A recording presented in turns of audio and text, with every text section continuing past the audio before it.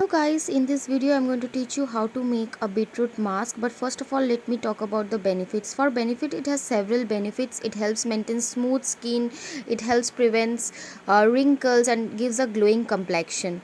So let's start with the mask. First you have to add besan or gram flour according to how much you need for your face, and then simply grate your beetroot and squeeze out the juice from it, and then make this into a very smooth paste. You can add several other ingredients, but I feel the lesser the ingredient, the more better it is for the skin, because too much ingredient can also hamper the skin. So I will just use two ingredients simply and nothing else, and your paste is completely ready. It provides you with a brighter complexion and helps in, if you have dull skin, then it will make your skin feel very younger, and as it has anti-aging properties. So not only do you apply this in your skin, but also make sure you inculcate this in your diet also. In one use you can see the effect, so if you use daily, then you will definitely see the required result.